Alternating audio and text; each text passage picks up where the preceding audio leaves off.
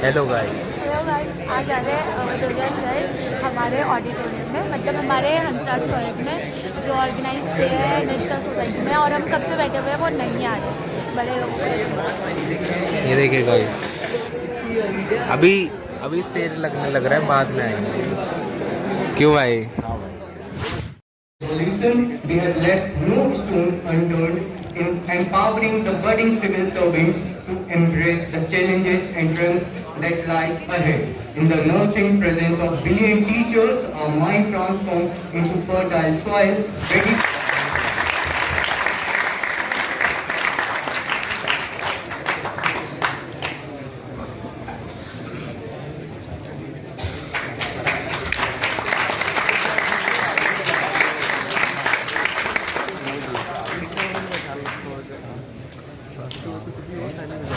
Ma'am से बोल के सब पे जुर्माना लगाऊंगा, सबको पैसा देना पड़ेगा।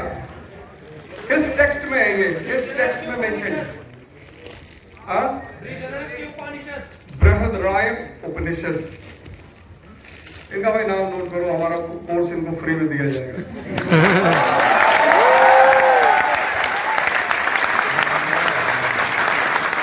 कॉलेज की इज्जत बचाई इस आदमी ने। पर्सनली हर आदमी थैंक यू बोलेगा उस आदमी को।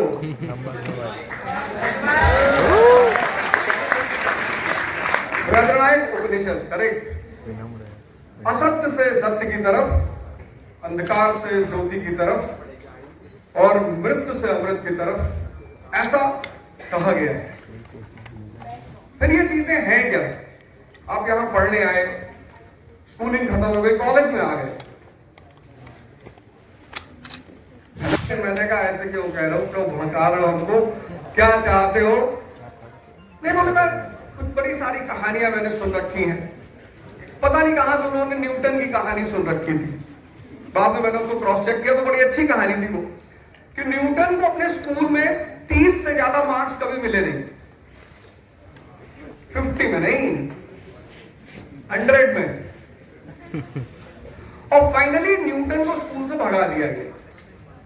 और जिस व्यक्ति को स्कूल से भगा दिया गया, आज पूरी दुनिया में ज्यादातर लोग उस व्यक्ति पे पीएचडी कर रहे हैं, भीख मांगने जा रहा है, और उसको लगे कि मैं तो स्वयं से फैमिली का हूं, और तुम्हारे दरवाजे पे आके बोले कि भैया मैं फला फैमिली का हूं, मुझे भीख दे दो। बड़ी प्यारी सी चीज है और बहुत कुछ बदलती है। रिस्पेक्ट एक ऐसी चीज है, तुम्हारे टीचर्स है ना, कुछ ज्यादा नहीं करना होता। टीचर को पैसा तो खैर गवर्नमेंट देगी, आप रिस्पेक्ट दे सकते हो। और रिस्पेक्ट एक ऐसी चीज है टीचर के लिए कि अगर उसे 10% पढ़ाना होगा तो उस दिन क्लास में वो कम से कम 70% पढ़ाएगा। और रिस्पेक्ट देने में किसी को कोई पैसा नहीं लगता, देनी ही चाहिए, उससे आपका बड़प्पन ही होता है। तो education is not for employment, पहली चीज। तो फिर एजुकेशन है किस लिए? Education without curiosity is dead. मतलब अगर आप पढ़ाई कर रहे हो और आपको जानना ही नहीं है क्यों पढ़ रहे हैं।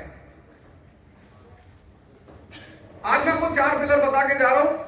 4 पिलर आप अपने जीवन में लगा के आज से देखो, 1 साल बाद your life will completely change.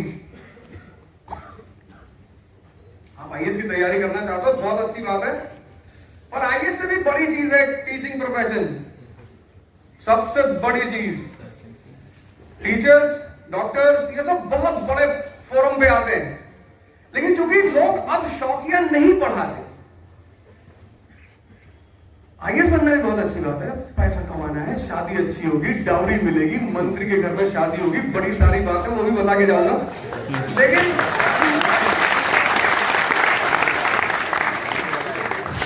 कह रहा कि नॉट गिल्टी चाहिए वकील साहब। अरे भैया, जब तुम देश को संविधान के बजाय चाकू के बल पे चलाओगे तो प्रूफ तो करना ही पड़ेगा ना। घर वाले, मेरे पिताजी ने मुझे बहुत अप्रिशिएट किया, बोले बहुत शानदार।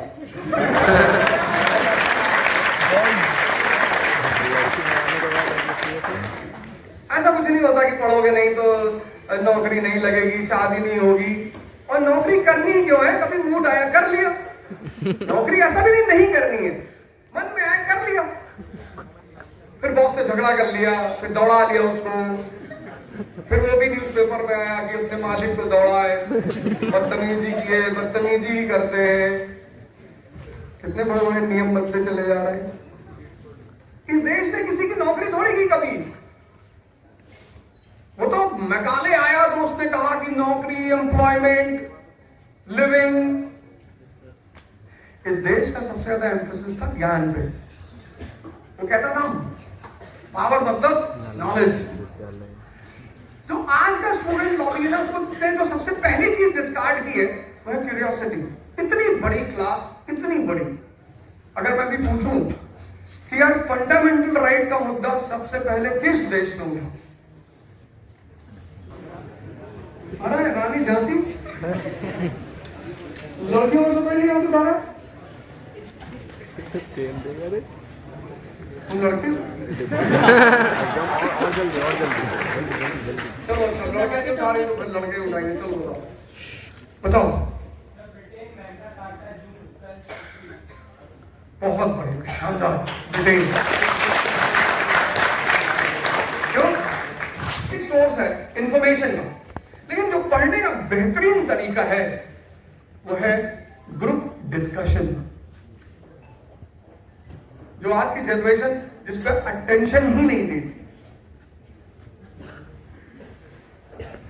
उसको पास होना है, उसको टॉप करना है, उसको गोल्ड मेडल लाना है, फिर उसको नौकरी निकालनी, आईएएस बनना है। Curiosity, without curiosity education is dead. Religious movement होते थे प्री मॉडर्न वर्ल्ड में। इंडिया में देखो कितनी बार रिलीजियस मूवमेंट हुआ। 6th century BC, Buddha and Mahavira the superstars of 6th century BC। फिर 15th century religious movement in India, Nanak, Dadu, Kabir. फिर 19th century Swami Dayanand Saraswati, Swami Vivekananda, sir Syed Ahmad Khan. क्यों होते थे रिलीजियस मूवमेंट्स? क्या जरूरत पड़ती थी इनकी? फॉलो करें, पढ़ना नहीं, फॉलो तो आपको शिव जैसा बना देगा। जो ये पढ़े हनुमान चालीसा वो इससे काफी बड़ी से rationality. Education without curiosity is dead. Education without vision is paralytic. Education without rationality is spineless. तुम करते रहो जितना कर रहे हो। तभी तो तुम इतना पढ़ते हो, तुम्हारे अंदर कॉन्फिडेंस नहीं पैदा होता। तुम सोच के देखो कुछ तो गड़बड़ी हो रही होगी।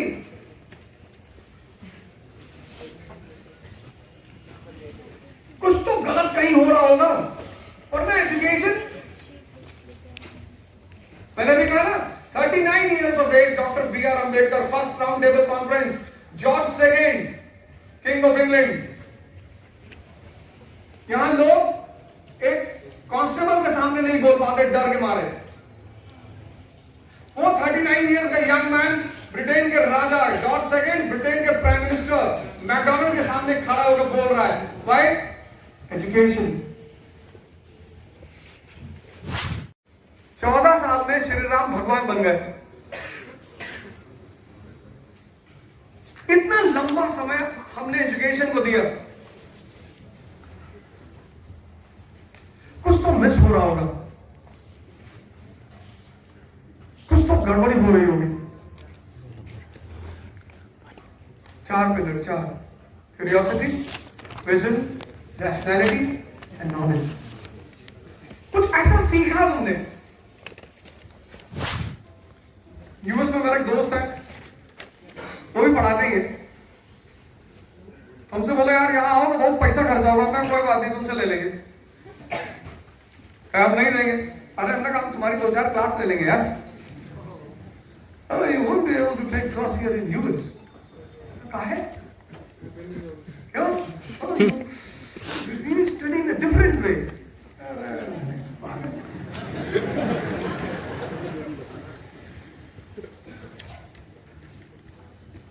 मैंने कहा अच्छा बताओ, why America became a superpower in 20th century? What was the reason? America born superpower. मैंने कहा नहीं पागल, America in 1787 was a slum area, 13 slum areas. The story of America starts from 13 slum areas, 13 बस्तियां। वो 13 बस्तियां 1945 में बनती है वर्ल्ड पावर। कुछ तो रीजन रहा होगा ना।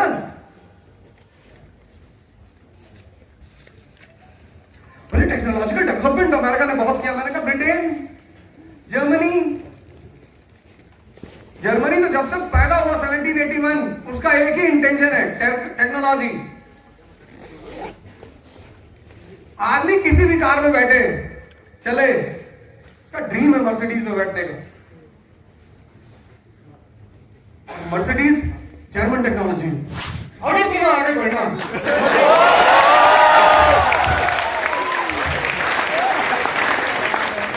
ध्यान करना पड़ेगा। आज का युवा परेशान है। तुम्हें भगवान बनने की ताकत है, तुम परेशान हो।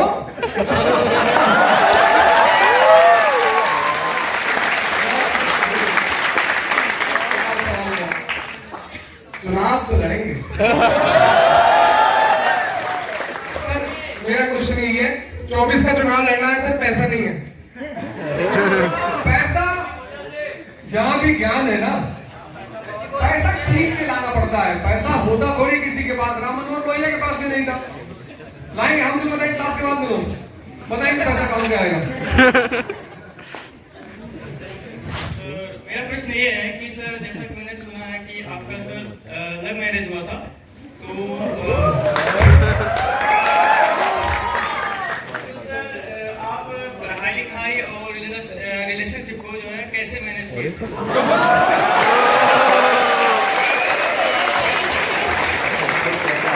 भैया एक बड़ी सीधी सी बात है, जिसने ये क्षमता डेवलप कर ली कि अगर वो गर्लफ्रेंड की गोद में लेटा और नेशनल इनकम सोच रहा है,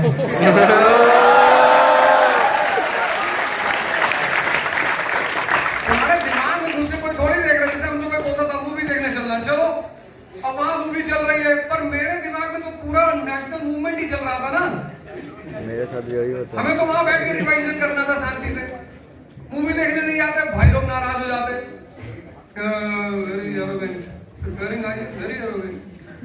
तो चले गए। लेकिन अब वहां हॉल के अंदर पाती मार के बैठे, एसी चल रहा है बढ़िया फर्स्ट क्लास, और उसी में रिवाइज कर रहे 1885 कांग्रेस, 1905 स्वदेशी movement, 1960 15 HRL, 1916 Lucknow Congress, 1920 NCM। अब मेरे मन में बगल वाला मुझसे पूछ रहा है बहुत बढ़िया चीज है, मैंने कहा शानदार।